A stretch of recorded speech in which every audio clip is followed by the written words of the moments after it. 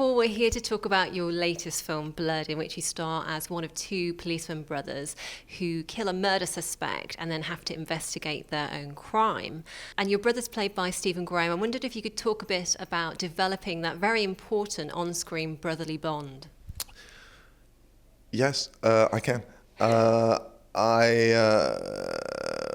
Stephen and I lived together during the making of the movie, and I'm really glad we did, partly because the schedule was tight, and we were able to come home.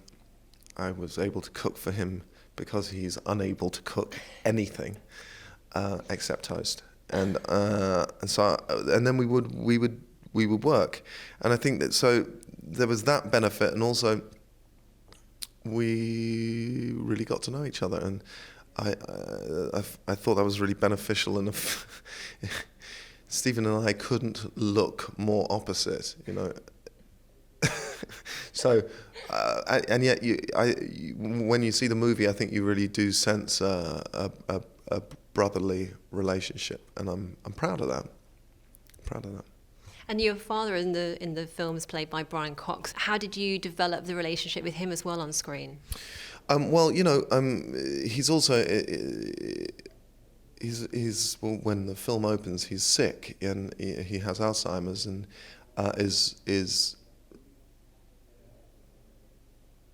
losing his mind, and you know, so he was able to be very sort of anarchic and spontaneous on set, which I thought was fantastic. There's also a sort of, when Brian just looks at you, there's a kind of latent violence there that he gets for nothing, which is just extraordinary, and really serves the film well, because you know, I think their history with that father and a mother who died and was not there to protect them from their father's rage. And I think that Joe probably really, you know, took his beatings and also got in the way of any violence toward his younger brother. That's the decision that we made, because I think it really ties Stephen's character to me and makes him. It's what makes him so loyal that he can't turn his back on his brother during the story. It's a very difficult relationship, as you say, with your father, isn't it? You can sense that past that they have, that weight. But in a sense, it's a very emotional and sensitive subject now. As you say, he has Alzheimer's, and the brothers are having to deal with this, aren't they? I mean, as an actor, is that a kind of responsibility that you have to deal with that subject in a way? Well, I think it would be more so were it the main thrust of the film. It is not. It's about. I mean, my responsibility to the film was, I think, you know, Joe is a man. I don't think he should have been a cop, frankly. I think his dad forced him into this life that he's just not made for. But nevertheless, he has dedicated his life to keeping crime and community separate, and sees it as this sort of civil duty to keep that disease away from good people. And then he does this thing that is so heinous and a problem that a knot that he simply can't untie. And he brings that disease not only to the community, but into his own house, to his family, into his children, and that's devastating for him. And I think he literally, you know, he starts to unravel.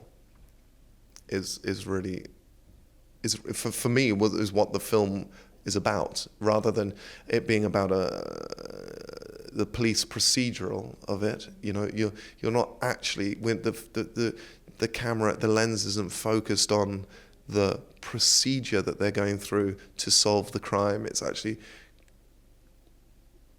focused on the sort of slow boa constrictor of fate that he's suffering. And I was wondering if, because I know that as a young man you worked for a little while in a care home or a home for elderly people, didn't you? I wonder if you drew on any of the kind of experience you'd had in your short time there for how you dealt with Brian Cox's character at all. I think I was. I hope I was gentler. Joe's a totally unconscious man who hasn't thought about his mind or his past in any introspective way.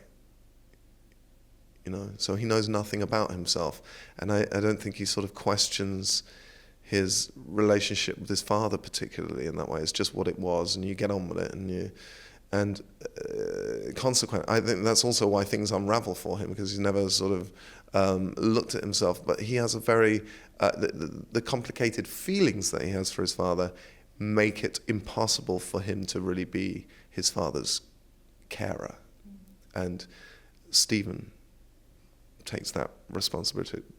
I think you sense that in the movie, that Joe hasn't got the patience for him because of what he saw his dad do to his mother, what he saw his dad do to him and his brother. He's just not got the patience for this man, and yet has been made by him in all ways, for right and for wrong, and can't escape a love for him, but not anything gentle or particularly kind. Blood is a film that you made in the UK. It's a more homegrown kind of a smaller movie, I guess, to some of the other movies that you've been involved in, the kind of Iron Mans. I know that it's your voice that's in there as apart from your presence, but Priest and films like that, and Legion and so forth. I was wondering how important it was for you to be part of homegrown productions like this. They're just more interesting. I mean, it's and I really decided I wanted real estate back here, and I have tried to make those, but I'm not a science fiction watcher or an action film watcher, really. I mean, occasionally, but I don't really know the genre. I tried my hand at it. I don't think I did it very well. I don't think it's not what I excel at. And so, and not to say I wouldn't try it again. It's just not. I don't know. It's certainly not where I feel I'm at the moment, and I'm not sure I was very appropriate for that. But it was interesting to try it. And I get much more fulfillment from these sort of endeavours. How does it feel like when you sit down and you watch yourself in something, or you listen to yourself in something like one of the Iron Man movies or the Avengers, or you watch something like Priest? I mean, because I know that you kind of almost forgot that you were even in the Avengers for Iron Man, didn't you? I've never seen them. I haven't, and that's not because. That's I don't know why. That's in keeping with a lot of movies that I've filmed and been in. I haven't seen. So, and I can't be specific about what differentiates a movie that I do go to see. Sometimes it's just fate. Sometimes I get asked to come and see it. Sometimes I get trapped at the premiere and I'm in the seat and then I watch it. So I mean, I don't. Yeah, it's not like I don't know. I just I haven't seen them. So